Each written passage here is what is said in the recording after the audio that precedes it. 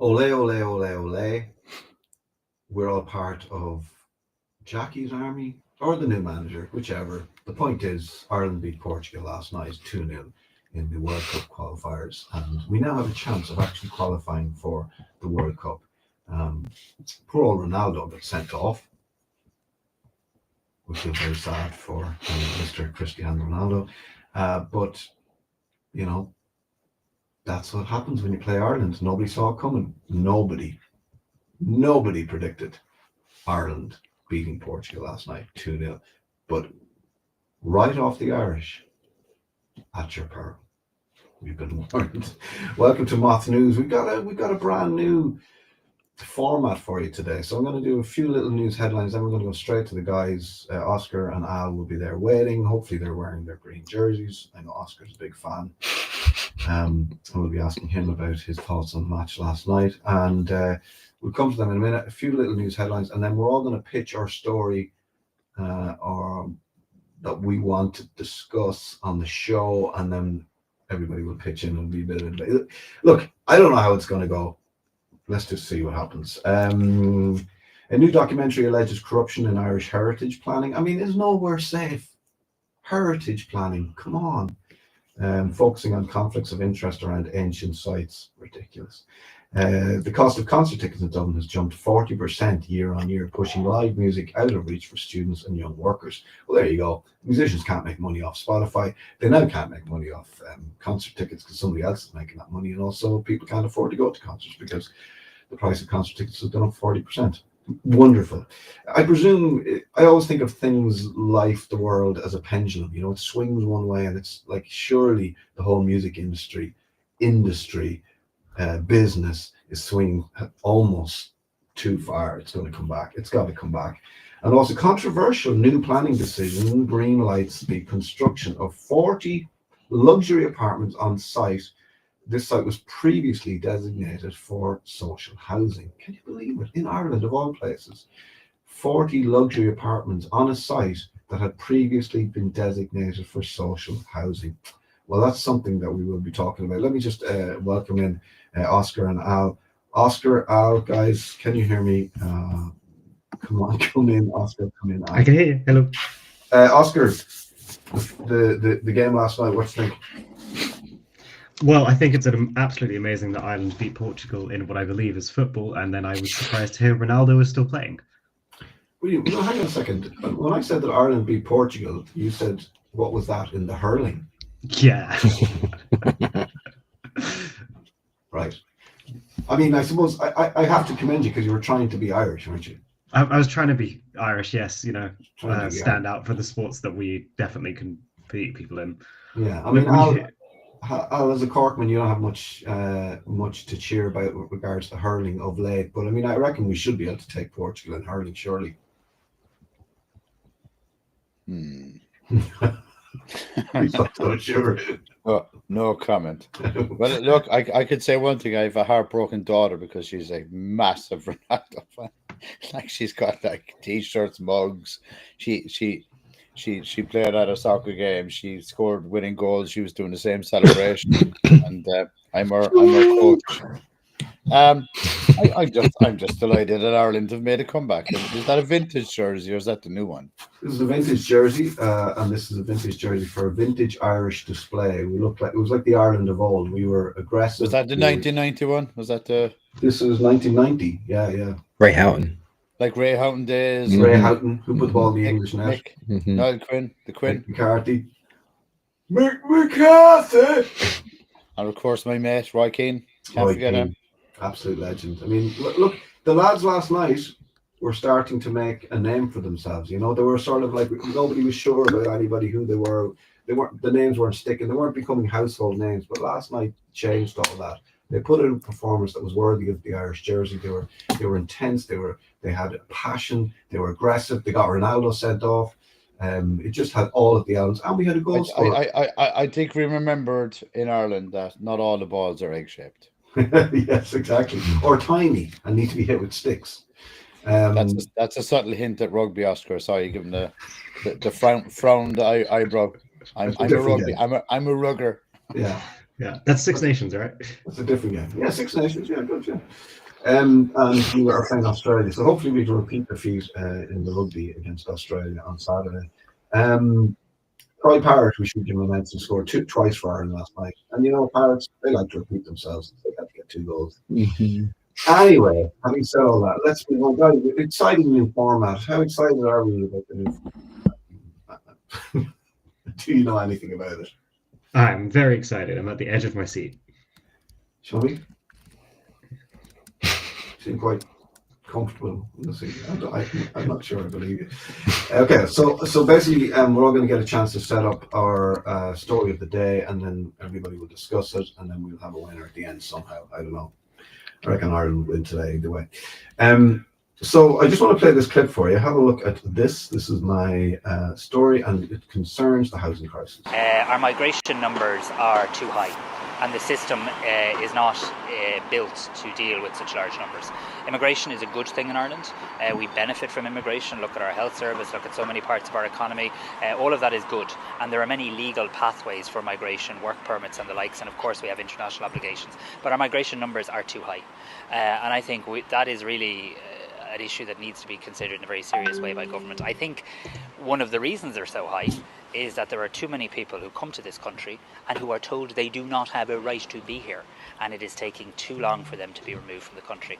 I welcome the work that the Minister for Justice has started around deportation flights, around improving processing times. I do think the Asylum Pact will also help in terms of secondary movements and being able to return people. But I think we have to be honest. I think we have to listen to the people of this country who have said, who I believe are saying to us, look, we used to live in a country where around 3,000 people sought international protection each year. That number has gone to in and around 20,000, sometimes a little above it, sometimes a little below it.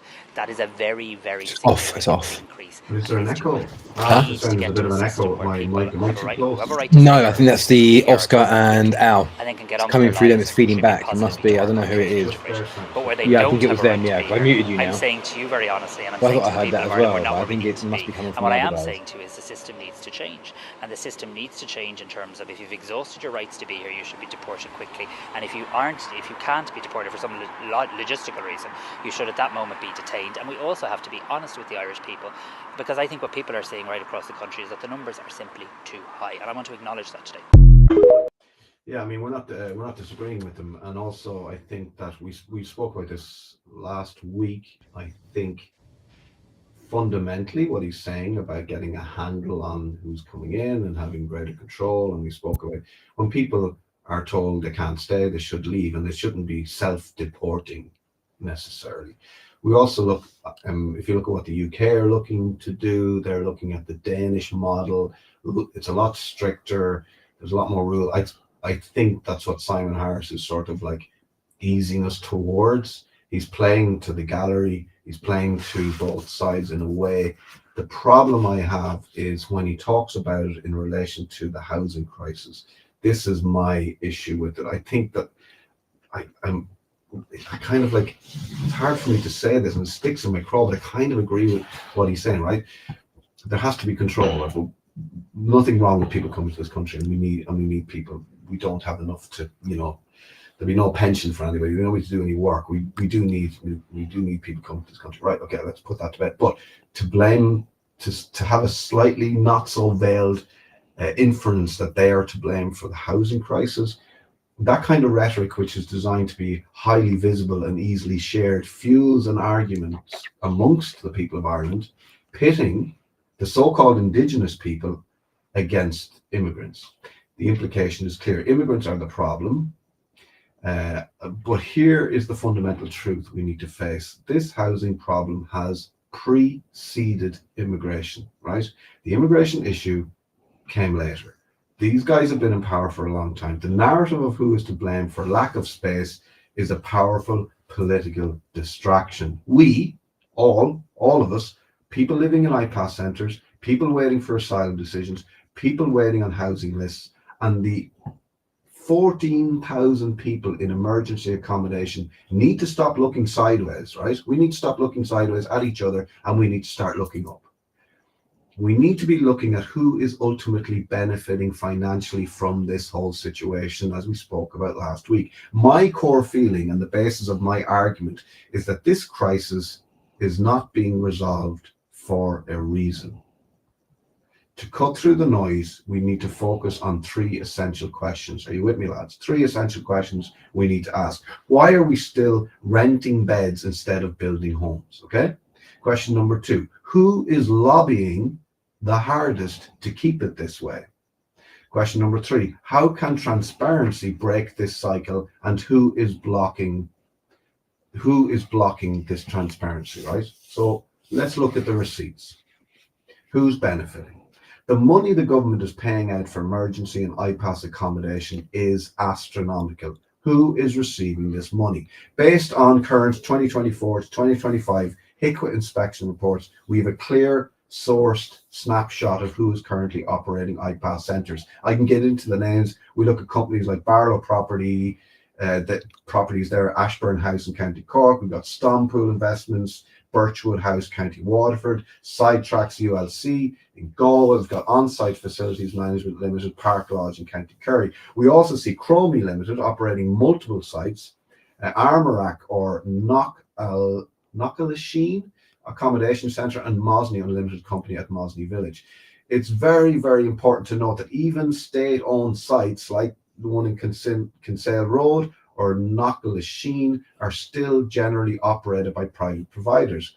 This shows that the state is relying on a network of private entities to provide accommodation, meaning somebody is benefiting from this crisis. They're benefiting every day. So as long as somebody is benefiting every day from this crisis, it will continue. Here is the mechanism of influence. If there are people making substantial money from this crisis, they are people who don't want this problem solved. The crucial question is, are they able to influence the government? We need to look for a plausible influence pathway. Is there a connection between building firms, investment companies, or these companies that own IPAS centres and lobby groups who are influencing government policy to ensure that the crisis is prolonged? This is why the transparency gaps matter. Take the Tetrarch Cape Wrath City West situation, right? The state took over City West. They bought it for 130 million. But we still need clarity on who the state bought City West from. And if the state owns it now, so they bought City West, they own it now, why are they still paying Tetrarch or Cape Wrath money? A lot of money, millions, like 50, 100 million over the last couple of years. This lack of clarity obscures the flow of funds and allows the question of who's clearly benefiting with receipts to remain unanswered. So here's the conclusion for me, lads. I'll stop talking in a minute. The delivery of affordable housing has failed. Instead of using taxpayer money to solve the problem by building homes, we are paying private interests to rent beds. We need to stop debating the distraction Simon Harris is fueling and instead focus all of our attention and energy on holding the government to account for their failure of delivery and for investigating who is making money off our national failure to house people. The public needs to understand why certain things are happening. We need to demand answers and answers to those 3 questions. And this is where I think we need to look. Al, I can go to you first with your thoughts on all of that. I know there's a lot to get on. I'm going to revisit quite a number of our dicks of a week since we started. So if you look at the Dundrum debacle, right, a lot of people ignore what actually happened there. So you had Jeff Leo change the purpose of that building, which was a heritage building, right, without seeking approval from the Heritage Society, whatever the organization is, right? Okay, he's actually in breach of that, and he packed it full of an IPAS centre, right? Okay, he subsequently repeated that and replicated that same process into multiple other organizations, right, throughout Ireland. Okay, that's the first thing. And as you correctly said, Keith, I mean, I've heard crazy figures like he's been earning somewhere between 100 and 500k a month from different organizations, right, to do this. Okay, you have a government-backed investment fund called Elkstone Ventures, who we've got experience with in our own company, right, that are being paid by the state to invest in startups, right?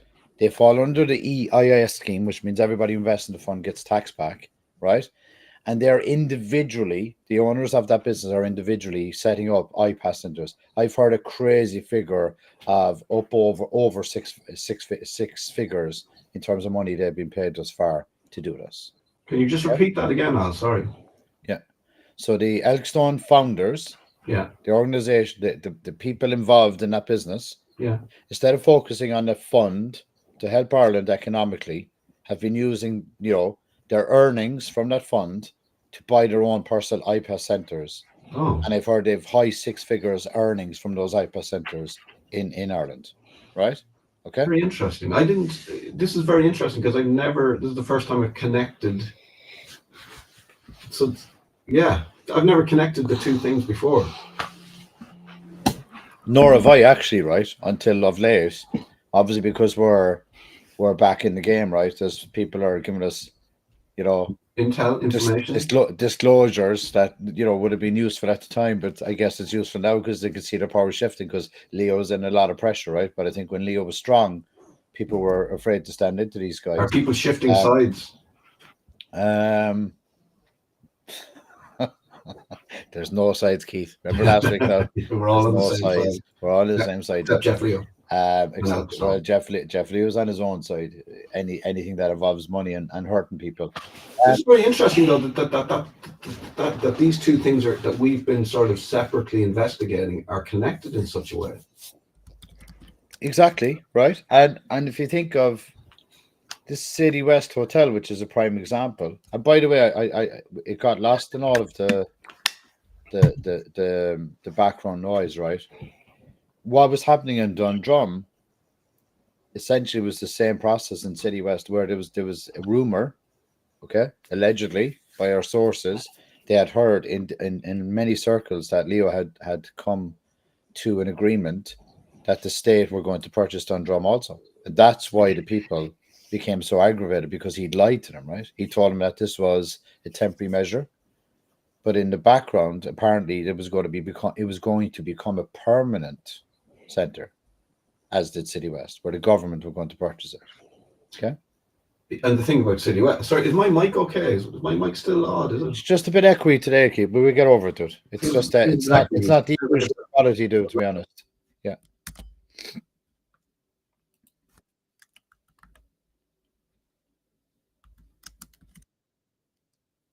You got it. There you go. Yeah. Keith, we've lost you, mate. We've lost me completely now. It's back now. Am I back? No. So No. we had the situation in City West where the government decided to buy City West for 150 million, let's just say, give or take a few million, but they're still paying money to City West.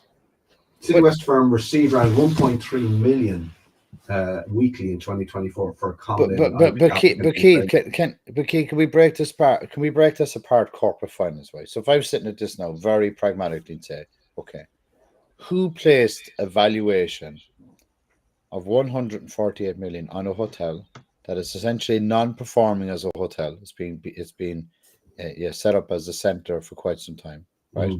So the money that the state has been paying to that hotel on a government contract was used as the calculation to provide that money for the purchase of that hotel at the greater valuation, because it's at 100% occupancy on a government contract for a number of years. Let's just get the logic here, okay?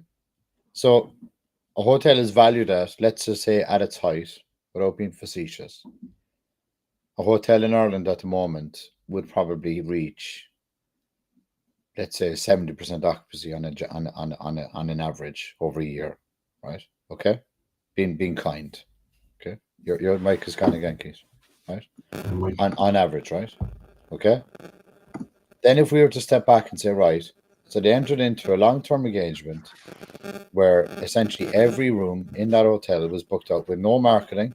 You didn't have to have any employees, no employees, no staff, no overhead, no marketing. You didn't have to pay for a quality standard. We know these places are not high standards, right? And you've essentially got a blank check for the rest of the existence of the hotel. And that was used for the basis then of a purchase of that hotel. That's fishy, isn't it? Oscar, as our resident journalist, what's your take on all of this? It does sound fishy to me, and then what also doesn't really make sense from my understanding is I thought IPAS centres had to be like commissioned by the Irish government, rather than you just set up something and then call it, this is now an IPAS center. If you're trying to follow, like, either, I'm not entirely sure what the Danish model is. I know that like they're very strict on immigration, but when I was immigrating as somebody who's going to live in Denmark, I had to go to like 3 or 4 different appointments just to check that I was allowed to be in the country, etc. And like I had to prove where I was going to live, and just the idea of that you're setting up a hotel, buying it, and then saying this is an IPAS center, I will now take a government handout. That just seems a bit odd. And I also think that the rhetoric's a bit wrong coming out. Like we seem Oscar, I'll Yeah. pause on that. So just let's just be very clear. So focus on this. let's focus on this one. Since 2020, okay, the City West Hotel has been used by the state. Just be very clear. It stopped performing as a hotel and it was used as a COVID center in 2020. Okay, it then transitioned to a transit hub and accommodation center for Ukraine citizens in 2022. Right. So this is a hotel that has not been functioning as a hotel in nearly 6 years, 5 years, right? Okay. And now this same hotel has been valued at 148 million. So, Right. so let's just look at some of the numbers as well. 53 million. This is Tetrarch Cape Wrath City West. 53 million they got, the government, 2023. 68 million in 2024, paid by the state, then sold to the state for 148 million. The same company that owns. So if we're looking at the influence, the sphere of influence, the same company, Tetrarch Cape Wrath, who owns City West, have been involved in lobbying the government on housing policy. It's really important that we, like, I think what we're, the work we're doing here is really important. I don't see it anywhere else. I don't see anybody else talking about this. These people who are taking millions upon millions, like 68 million, plus the 148 million to buy the place, and then they're still getting money on top of that. They'll still get another 30, 40, 50 million on top of selling it. Like, I don't know what the money's for if the state owns it. So now they're getting money to run it, this place that's guaranteed 100% occupancy. Like, and they're involved in lobbying on housing policy. So they're speaking directly to the government about housing policy. It would be interesting to see their profit and loss accounts and see if they actually need the government subsidies in order to run. No, there is no hotel there, Oscar. Okay. So of course they do. But also they've also been involved in pitching. That's not the right word. Creating these Lobbying. Well, lobbying, but also they're looking at developing the site. And building on to the site and building on, I don't know, luxury apartments. It won't be social housing for sure anyway. But you can't have a situation in Ireland. We cannot have a situation where companies who are involved in supply, as you said, Oscar, like what, we're just setting up an IPAS center. Like it's like when I was young, I used to think, how do petrol stations know there's going to be petrol there when they set up? But back to Oscar, just let's use our Jeff Leo friend, right? He created an IPA center, went to the government, got the contract. Like, they didn't come to him and say, oh, we think it's a really great idea to put an IPA center in a small town in Tipperary with an entire population of 270 people and into a heritage site, which is a prime location for golf course and for a place of hospitality and retreat. He created an IPA center, blew out the walls, put in three-level decker bunk beds, took out the power, removed running water, and removed the access to heating, so that everybody had to pay for everything, and even removed the ability to cook food on site. Yeah. So they'd have to buy the food from him, and then went to the government, and he got that approved. That doesn't sound like it should be legal, Well, or remotely allowed. Like, under, you have to provide people, like under tenancy agreements, the access to cook, the access to clean water. Like, we spoke to somebody. We spoke to a resident of Dundrum, ourselves, and people can look back on, if they want to go to our YouTube channel, they can look back at that interview that we did with a resident, this young lady who came from South Africa with her daughter. At one point, she was complaining so much that somebody from the IPAS centre, security in the IPAS centre, stopped her daughter getting on the minibus to go to school. So basically, she was saying the woman was refusing to move rooms because they wanted to move her into this room that wasn't finished yet. There was dust, and it was like it was a building site. She said, "I'm not moving until it's done." Because she was being disruptive and not just doing what she was told, they stopped her daughter getting on the school bus provided by the state to get refugee asylum seekers' children to school.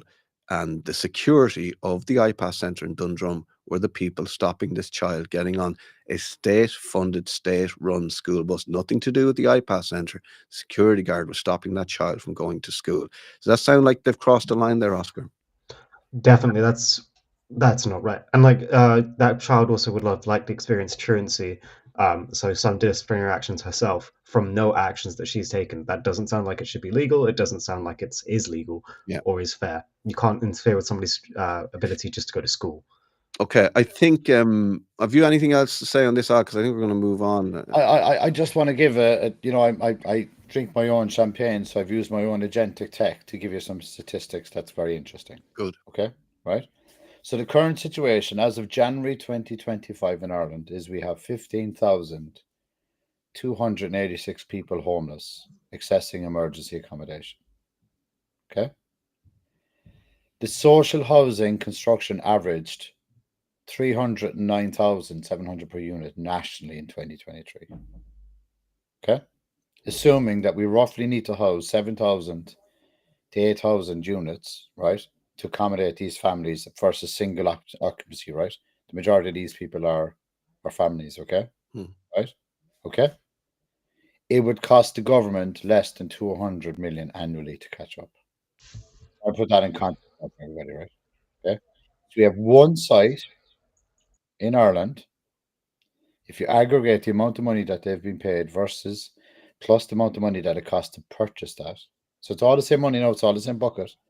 Let's not fall into the smokes and mirrors here, which is what we were saying last week when we had a road to the Damascus moment as there is no left, there is no right, there's just people and humanity, and what's happening is criminal, right? Which Oscar just said, right? In our humble opinion, we're not defaming.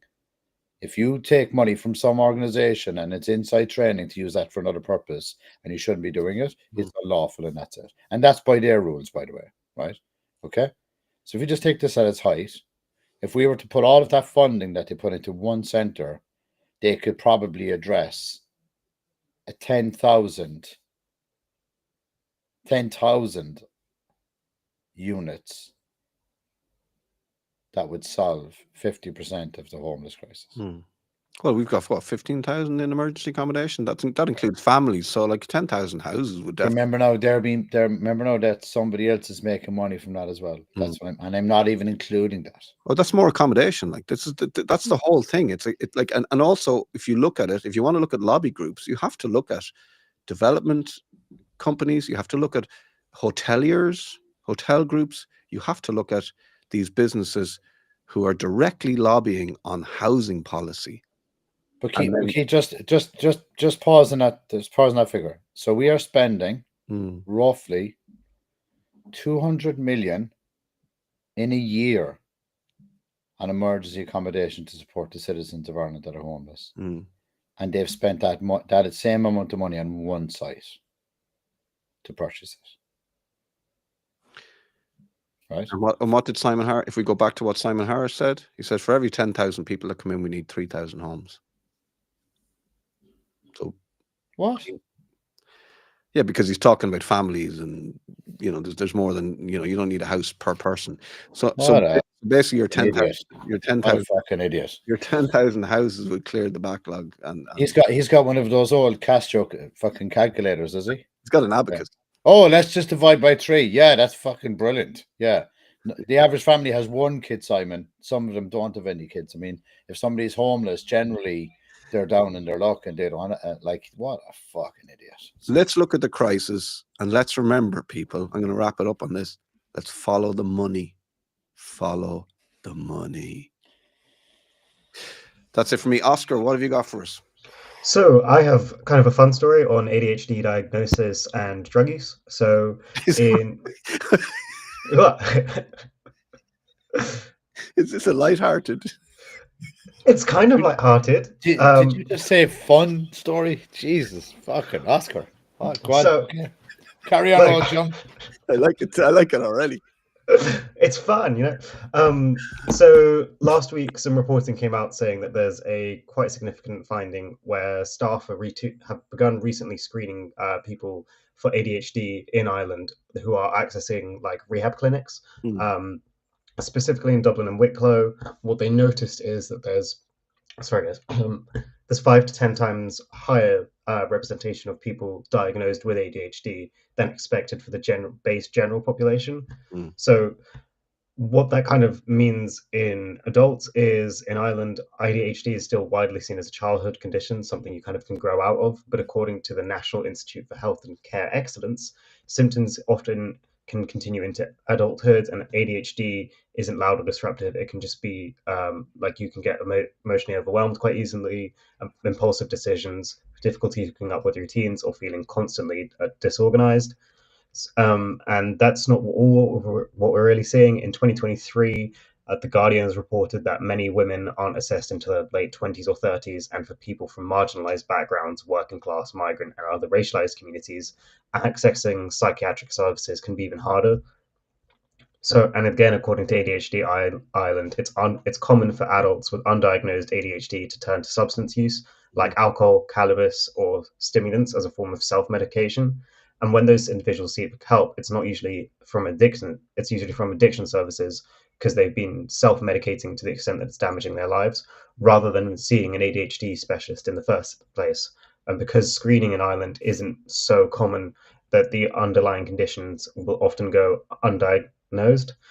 And when we're seeing ADHD use alongside having ADHD alongside cannabis use, it's important to look at correlation rather than causation. So people with ADHD are more likely to use cannabis than the general population. That's something backed by study after study after study.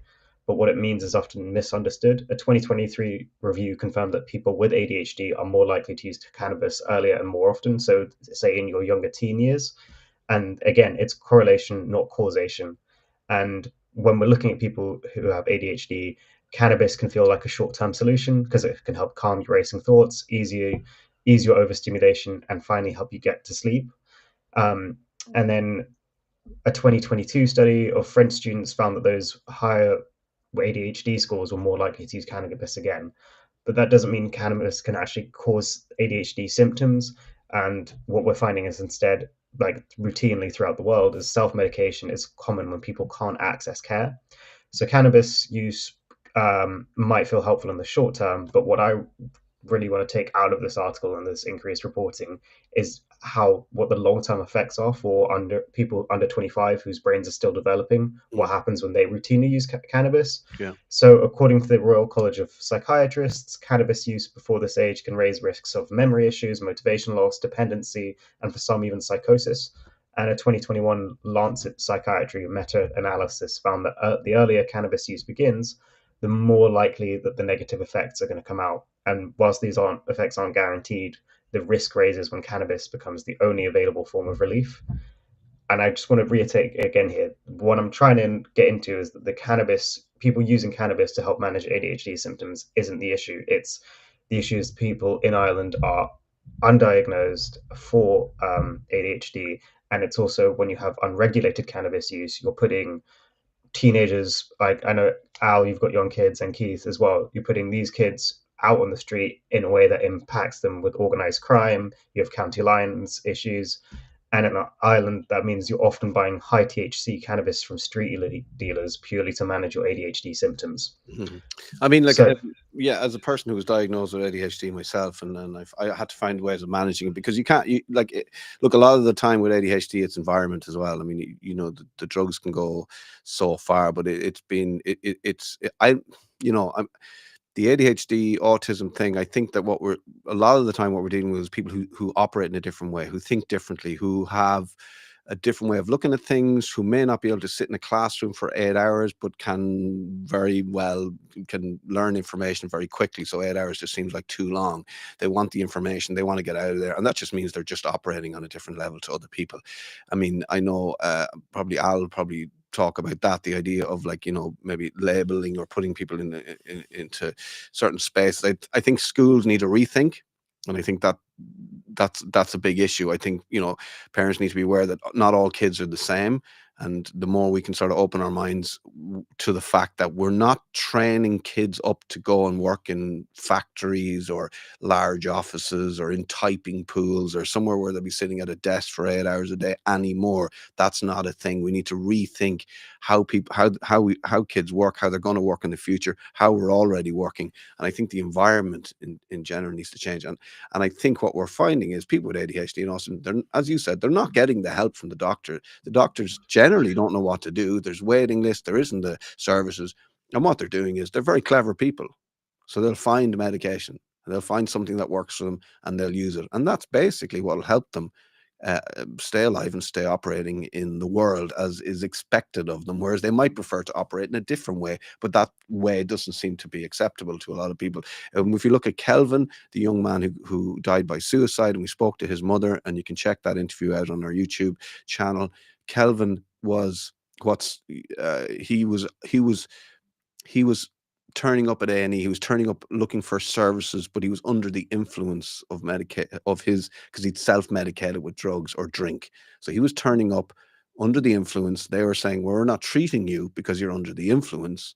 So he couldn't manage without the whatever was helping him get through the day, but then he couldn't get the help he needed because they were saying, when you're under the influence. So there isn't that, we don't make that allowance for people who are self-medicating and suffering from autism or ADHD. And I just think it's a very good point you make. And I think the services, the way we think about people and young people, we have a lot of catching up to do. Yeah, completely. And then I can't speak to raising kids as I haven't had that experience yet, but it's something that springs to mind of, like, you'd want to try and almost rejig the school system if you realize that your child has ADHD or attention deficit disorder. Well, my son was diagnosed with ADHD, and my attitude was, okay, well, he's diagnosed with ADHD. For me, I look at that and go, okay, so a diagnosis of ADHD means the situation he's in, the environment he's in, isn't working for him in the way his brain works. So I just found a way to take him out of that environment. His main focus and hyper focus was on football and fitness. So I found a place where he could go and just mostly do that and also educate himself. So as a parent, you have to sort of look at the environment and can you get your child away from that environment? Some kids who have ADHD love the school system. They love to be in the classroom. They love to be doing exams. They have photographic memories. People with autism often have photographic memories. They love that, you know, all of that. It's a massive spectrum. But for me, I had to look at the very specific situation of my son and go, okay, what can I do? And what does he need? And talk to your child and ask them what they need, and don't tell them what they need. Al, sorry, I took your turn.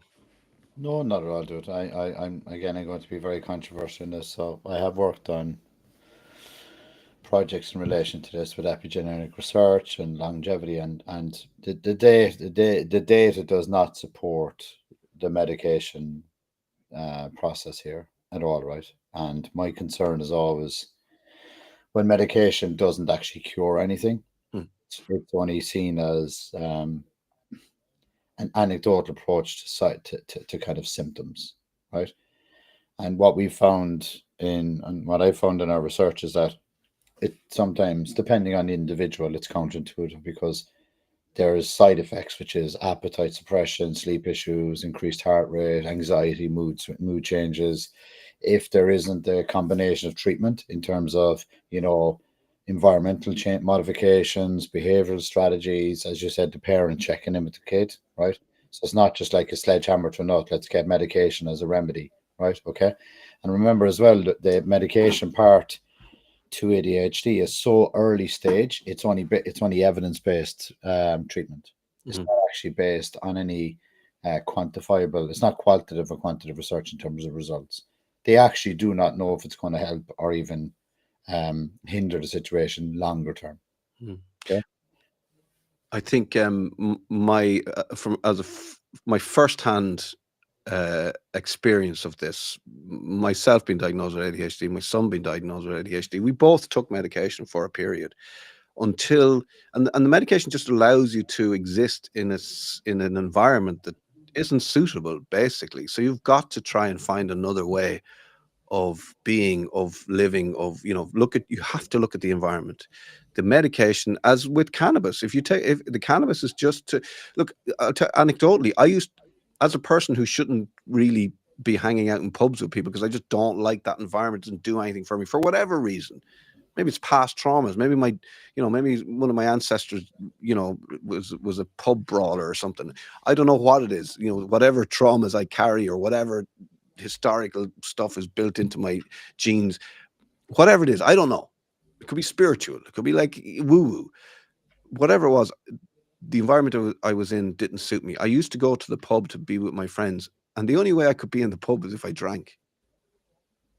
Now, if you think about that, as a young man, I didn't figure this out till later, but the only way I could stay in the pub where all my friends were is if I drank. But I wouldn't I would go to a pub now, but I wouldn't stay there for very long because I don't drink, because the drink didn't suit me, as they say in Ireland. So it's always about, you've got to look at the environment. If you do take medication, it's just short term, and it's just to allow you the time to figure out a way of moving in a different environment or changing the environment somehow for a child. Does that particular way of education, is it suitable? Is it not suitable? And Al, like, as you said, like, it's holistic. The parents have to talk to the child. They have to look at their needs, and then you've got to take the medication maybe on a short-term basis, just to, just while you're dealing with it, maybe. And you're right, and Oscar, you're right. What the child will do is, none of those things happen. Is they'll go to the streets and they'll self-medicate, and cannabis is the least of our worries, really, in a way. Yeah, it can be as well. I just want to also try and avoid, again, this was something that came up in the research, where everybody uses cannabis as like a gateway drug type of thing. It's, again, correlation rather than causation. Rather than you just definitely smoking pot, it doesn't immediately mean you're going to jump onto like higher classes of drug use. But that's something, again, that I just want to reiterate. And I'll also agree with a lot of what you're saying, whereas like ADHD medication doesn't necessarily help. It's I've got friends who've been prescribed it and it did the opposite. It made their lives worse. So they switched off of it, and you just need to change the environmental factors. And maybe we need to rethink a lot of like how we do stuff now, with like AI coming out, where a lot of people like online a lot more as well. Like going back 20 years, this type of format wouldn't exist, but now it does. And I think we need to maybe rejig the social systems and like be a lot more accepting in the workplace and social lives of people who are neurodiverse like ourselves. I was just pulling up the research, the actual research we worked on, okay? And I think it's less than 70% of people actually benefit from the medicated treatment, okay? And look, a lot of people, they would broadly take that as an acceptable figure, but to me, it's unacceptable. That means if they're saying 70% average, right? You can be guaranteed it's less, right? It's taken on kind of, they round upwards, right? Yeah. Not downward, right? Okay. I think what's concerning to me is, Keith, I totally agree with your point. By the very nature of the education framework, how it's being configured, it's kind of like, let's come up with a strategy that may or may not benefit the general amount of the general population. And then anybody who sits outside that norm is then labeled, and we build in a different strategy for them, which involves medication, right? Like that's a fact. Yeah. So I think the answer lies within the education system as a whole. And it's funny, right? Because I just had a conversation about this. I was traveling for the last number of days. I was speaking at a high profile event in relation to AI. I was on the financial services side. These would be probably one of the largest private funds globally. Okay, so they asked me to do an AI fireside chat, it's called, right? So basically it's private event, packed full of high wealth people, and we were speaking about AI, right? Okay. And the first questions I received was in relation to AI removing the stuff that we feel is not practical anymore. Academia, healthcare, financial services. That was the questions, because they were saying all of this has been created by people to generally not address the actual needs of the people, right? If you look at education, framework, not working. Most people these days are researching they're researching far more stuff than they're getting in school anyway, right? Yep. Okay. That's the fact. Healthcare, we've covered this in detail here on many occasions, totally inefficient, not serving the people anymore. There isn't a country on the planet that would speak highly of their health service, right? Fact. Maybe right? maybe in China. Denmark. Denmark a lot of money. Yeah, the healthcare system in Denmark is quite. They pay a lot of tax in Denmark as well. But quite. But let's drill down into the statistics of recovery, right? Okay, in terms of disease and the anecdotal follow-up. They get treated, but are they getting treated properly because we just trust the systems, right? That's a whole different conversation, right? Okay. And then the last pillar, financial services. If you look at the amount of people still in the world today that are unbanked, right? Don't have access to credit, don't have access to equal opportunity from the credit score process, right? Okay. You know, that in itself is bringing people to cause, you know, this is bringing people to the point of saying, okay, are those three pillars of society absolutely broken, right? Okay. And then if you look at the bottom line of which we just spoke to here, on all of the topics we're covering, what's the consistency that we communicate? The society is failing its most vulnerable citizens, and that's it. Yeah. And if we don't look at the stress that we are causing to our own citizens, and the hatred and the prejudice and the stress, just the general stress of going about your day, of having a house, of having a family, of getting to work, of having enough money to pay the mortgage. If you don't look at that kind of stuff, you cannot legitimately then look at mental health issues. Like the Irish. If you lose faith, the Irish government has no business. If I ever see anybody in the Irish government say anything about mental health in this country, or like talking about any mental health charity, you might as well be, you're pissing against the wind. You might as well be standing in the shower ripping up dollar notes or whatever it is the saying is. Like, we are not, like, we can just, it's a talking shop, and this is what we're trying to avoid, having those conversations that they want us to have, rather than having the conversations that need to be had, which is like, sort your shit out, lads. You're really bad at this job. Walk away, let someone else do it. Possibly AI. Al can set you up. I mean, hey, if AI can be democratic, I'm all for it. Well, we've seen a recent, I can't remember the country, but one of the ministers is AI. Is an AI construction. Has anybody seen that? And the rest of the politicians are up in arms, and I'm like, well, boys, do a better job. If Albania, wasn't it? It's Albania, yeah. You have to do a better job. Well, just on that point, Oscar, so AI is, when it's created, if it is conscious, is inherently unbiased. The human that creates the algorithms is biased. So I let your brain freeze on that one. You know, people worry about the machines taking over. At this stage, I'm like, take over, lads, because we're making an absolute fucking... So who said that recently, actually? Because we've met a complete... Who said that recently? I don't. Somebody actually said that recently. That's funny. I'll have to find it. I get in trouble for saying stuff from memory. I'll back it up with the data. Just on that note, your bit is up next now, Al. So I'm conscious of time. Go on. Yeah. I'll roll into that quickly, because that's a fucking complete shit show. But just, if you've lost faith in your teachers, if you've lost faith in your doctors, and you've lost faith in your leaders, what does that point to? Right? It's broken. It's broken. It's not fucking working. Right. Right. Enough. Yeah. So you have that. Do you have that link I sent you? Got these. I shouldn't fucking laugh, but I have to laugh. I mean, seriously, right? What a lovely picture. What a lovely picture of angels, right? You know. With angels like this, who needs fucking devils? Right? Can you explain to me what that means? Angel investors. Do you know what, dude? I'm still in all of the years I'm involved in entrepreneurship and business, I still can't get my head around this angel term, because they're the complete fucking opposite of angels, right? So the angel investor essentially is anybody that sits outside the kind of normal regulated institutional investment. Okay, so it's kind of like, private high wealth funds.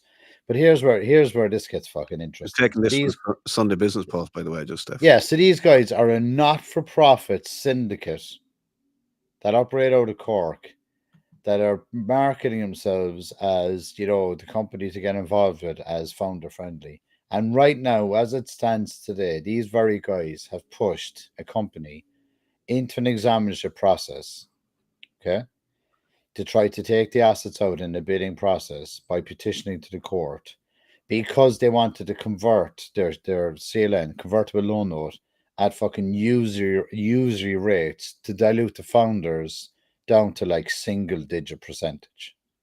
Hostile takeover, right? Okay. So you're saying these same people in this picture who are looking for people to get involved in their scheme, whatever it is, their angel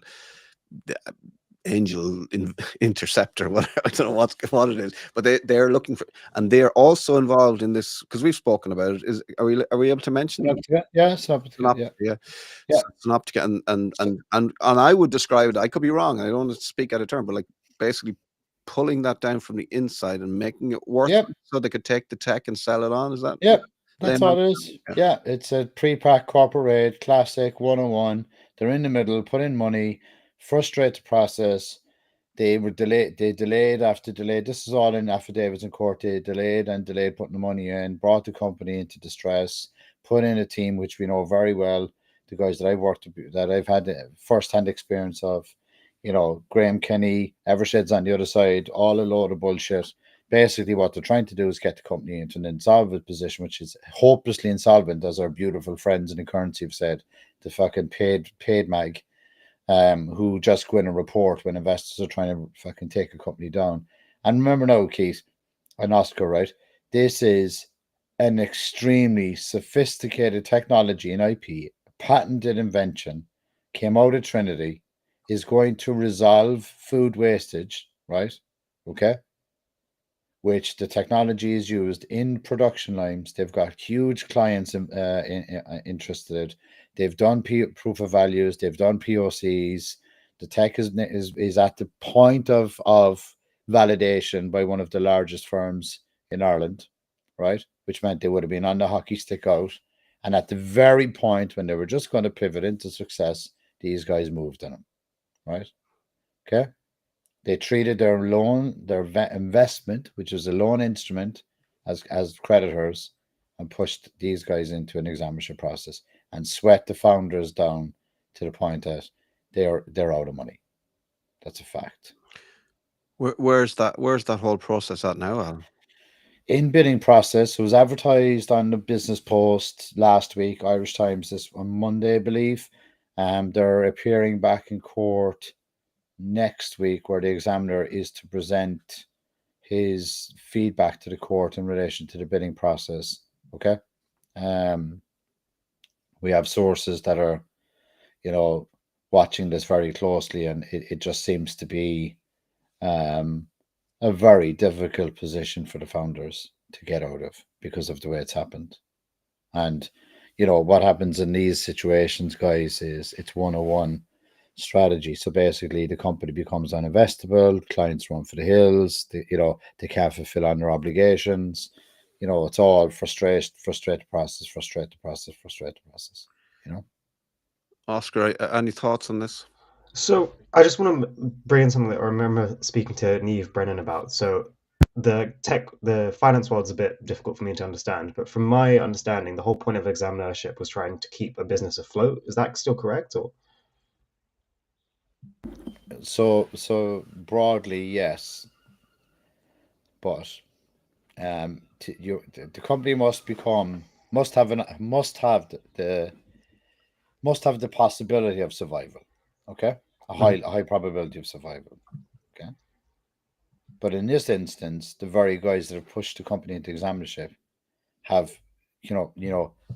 highlighted their concerns in relation to the management team, how they've run the business, So yes, the business who comes out the other side, but generally what happens, Oscar, is it comes out the other side without the people that built it, right? That's not and that's in my view slightly unethical, because I'm assuming that instead Very they unethical, I'd say. It's not They- slightly. yeah, but It then they is get unethical. so because they're now pushed out of the business, they don't receive any share of any profits, etc. No, from no. the business. So the examinership, Justin, this is what they won't tell you. So the examinership, what happens in an examinership is you come out the other side in a revamped company. All of the existing shareholders are wiped out. The directors are removed. All the creditors are paid a dividend, and whoever was successful in that bidding process now owns 100% of that company. So Oscar, I'm going to try and explain to you, and then Al, you can tell me if I'm right. Oscar, you've spent 6, 7, 8 years of your life coming up with a product that will, it's packaging that will, it'll turn a certain color, something on the packaging will turn a certain color when the food's gone off, right? It's going to be worth billions. Like, it's a game changer. With regards food, the environment, wastage, keeping people fed, world hunger probably. And you've developed this, and you spent 10 years of your life doing this, and finally getting to the point where you're going to start making money out of it. You've sacrificed everything. Your wife barely talks to you now because you're working all the time, but you're very close to the point where you actually start making your money back, and you just keep telling your wife and your kids, just hold on. Yeah, we're nearly there. And then some investors come in and they invest in your company, and you think they're there to help, and they're helping you with the process of getting to that point where you start reaping the rewards and bring $1 billion home for your family, and everyone sits around, you have a great Christmas finally, right? But these people that come in to help, they take down the company, they take your tech. They've done nothing for those 8 years while you weren't sleeping, while you were arguing with your spouse, while you were trying to keep the kids happy, while you were working 24 hours a day, when you were working 8 days a week. They've done nothing. They've just come in at the last minute. They've invested a little bit of money. They haven't even ponied up the money that they said they'd pony up. So they've invested very little in this. Not even financially have they invested. They've invested sweat and tears like you have. They've invested the know-how, the brain power that you have. They've invested a little tiny bit of money into it. And now they're walking away with the tech that you spent all of your life practically. And they're not going to just take the tech away from you. This could destroy your life. And there's no kind of legal protection for you at this point? Al? You see, Is what I said right, Al? Or no, Keith, you're spot on. Yeah, you're spot on. And what happens, Oscar, is there's an academic view of the world used when it suits them, right? Okay, so the academic view is, even though you're being screwed as a director and shareholder, mostly a director and founder, you must always put the priority. You must always put the company and its creditors above your own interests, right? So he's got fiduciary duties to founders, right? Okay, which is counterintuitive because they know the best thing for the company is for them to stay at the helm and run the company because they're the founders. But that's not how they look at it. They look at it saying, yeah, but you're standing in the way of progress because you're insolvent. You're hopelessly insolvent, so we're coming in to save you. So you should be thankful that we're coming in to save you guys. So fuck you, right? And then the court will say, yeah, but this is an independent officer because we've appointed him. But the company has gone into this process because somebody has petitioned to put in the examiner. The court has ratified him, yes, but it's their person they've put forward.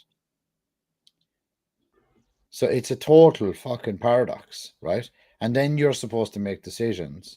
But like in an academic world, who is in a position to say this is the best thing for the company? It's the reality. Because how can the company still have the value when the company comes out the other side without the actual people that created it? So what we're actually lobbying for is a change in the legislation that says a shareholder should be held as accountable as a director in Ireland, which is why Ireland is so easy to corporate rate. If you go to the UK, you can be held accountable as a shareholder. If you're doing, and it's inside trading, guys. Like, there's no other way to, like, if I'm sitting in a fund, let's use it as an anecdotal description, right? So if I'm in a fund today, right, okay, and I get inside information from that fund to say our shares are going to plummet next week, but in 2 months' time they're going to hockey stick back up again because I know there's an acquisition coming.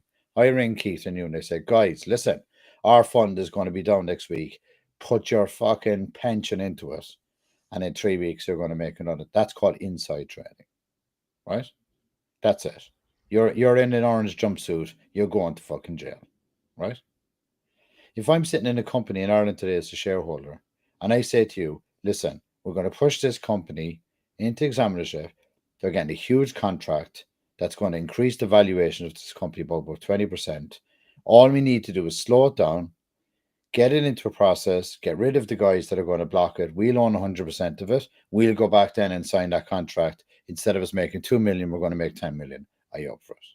We might have to spend 2 million to push the company into examinership. I'm in. That's it. Like, you can wrap all the other bullshit around it that you want to, but that's a fact. That's what's happening. And they've been sitting in the rooms knowing that this is coming. They know the time. And then separately they say, if you don't put in the money in the state, they'll be out of cash. So then we'll be able to petition. That's it. Really don't sound like angel investors at all. They sound like potentially devil investors, like allegedly just going in and taking control. Well, remember, Oscar, if you remember the Bible, the devil himself was an angel once, and I think somebody is still laughing their ass off when they started calling angel investors, because it's just like, I think it's just to pull the piss out of people. Let's call it an angel just to piss people off. And as Keith said, we're making the assumption that, you know, in all of the readings in scriptures, an angel is good, right? But the other fact of matter here is, if you remember, Keith, you probably missed the subtlety. We also covered off the NDRC, right, which was involved in this company also. And we had said on the show categorically and exclusive, before anybody else said it, that there was going to be repercussions from the NDRC moving into a restructuring process, and some of the very solid startups were going to end up in a very difficult situation. And we were the only outlet that reported on that. That was a fact. Yeah. And the NDRC, so this is also the issue, Oscar, is like, you've got Enterprise Ireland, you've got government departments directly involved in aiding and abetting investors to come in and do the things they're doing. And then what happens is, and if you look at somebody like Synoptica is the company, isn't it? That's my dyslexia coming in. Synoptica. So if you look at Synoptica, right? Yeah. And if you speak to them, I'd say, for instance, maybe I'm just, you know, in an imaginary world, you speak to the owner, the founder of Synoptica, and you say, what about Enterprise Ireland? Enterprise Ireland will say, oh no, whatever happened, we just set up the deal and then we walk away, and then whatever happens after that has nothing to do with us. So yeah, that just doesn't sound like it should be able to do it. You gambled, so Enterprise Ireland take taxpayers' money. They're funded by the taxpayer. They pay themselves. You're a CEO, you've got, like, you know, the office manager, whatever. That's all paid for by the taxpayer, right? And then they're investing money that they're investing our money. They're gambling our money on these companies. Keith, just interjecting that, just to validate the connection. So in that picture, if you want to pull it up again, the subtlety there, which we can now speak to, we couldn't the last time because it wasn't evidence. So the person in that photo with them, that's marketing them, is an Enterprise Ireland funded firm that were formerly known as Corkbeck. Okay. There you go. There you go. We as taxpayers say in this. Correct. And they're all claiming EIS back on their investments. They were part of HBAN, which was disbanded. As you remember, we covered that as well. This was another angel network, Oscar, that was disbanded because it was seen that they shouldn't have been involved in investments at all, right? Okay. And they again were co-investing in Enterprise Ireland. And as you said, Keith, which is a very important point, probably more points than I've made today, Enterprise Ireland silent again, right? But their answer is, oh, we've nothing to. It's a disagreement. We do not get involved with shareholder disputes. We do not get involved in shareholder disputes. That's the company line. Jenny Malia, who's taken over the CEO, you are accountable, and you should come on and explain yourself. Well, here's something as to why you're supporting that. Here's something for Enterprise Ireland. If you don't get involved in investor disputes, right, and that's nothing to do with you guys.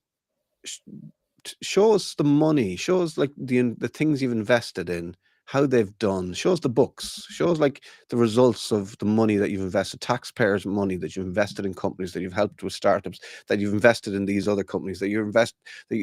that you're funding the likes of whoever these people are in this photograph. All it shows everything. Shows everything. Keith, you've given me an idea. Oscar, a small task for you. Freedom of Information to Enterprise Ireland, requesting a report of all the companies they've invested in that have headed into an insolvency process. There we go. There we go. Keith, I fucking love it, man. Yes. That is very cool. That's a good That's a great idea. ending to the show. You don't need to do it now, Oscar. Right now, FY. Right now. To write a note. We want to make Friday. Well, we got to be out of here in 5 minutes. Right. Okay, guys. That's a job for you. I know you've got to go. If you've got to go, Al, I know Oscar wants to tee up something he's got coming for us. I got to jump, guys. Keep it classy. Good luck. Bye-bye. Thanks very much. Excellent, Oscar. Let me just play this for you, and then you can describe what's happening here. Do you want to do a tee up first before you play the video? Yeah, sure. So I know you're not well, so I'm trying not to put you under pressure. You've done well to sit there for an hour. So tell me what you need to say. So basically, I had the great opportunity earlier today just to speak to Rachel from Dublin Rape Crisis Centre. She's the CEO. I'm going to be airing the full interview hopefully next week. I've just sent it back to her for her to approve. Yep. But what I want to get into is some of the biggest barriers that she was talking about the access of people who've experienced sexual violence to actually get support from the criminal proceedings. So if you just want to play that clip. We'll play this clip. Roll it there, Colette. Question on what you think the biggest barriers are to accessing support. There are some major barriers that survivors face in terms of accessing support, and many of them are stigmatizing beliefs that exist in Ireland, across Europe and across the globe, that people don't think that they will be believed, that they worry that it was their fault, that the society puts a lot of shame and a lot of blame on the victim. And we really need to turn that around, and we need to ensure that survivors know that they will be believed, that it was never their fault, and that Dublin Rape Crisis Centre is the place that they need to go to get help and healing. Yeah, good work. Well done. And you did that this morning. I know you're probably fit to collapse now. You're probably going to climb into a bed, probably behind you. You're probably working from your bedroom. That's what young people do these days. It is what young people do these days. And you have to climb into your bed, and your kitchen and your bed are in the same room. I know. Yeah, basically. Sharing it with 12 other people. I know. It's great fun. We live in a shoebox, in a cardboard box in the middle of the road. You sleep in shifts. Yeah. 2 hours in the bed, and that's it. If you miss your slot, you're out. You'll sleep till the next day. Listen, man, well done today. Get well soon, and go on. You can go enjoy your weekend in bed.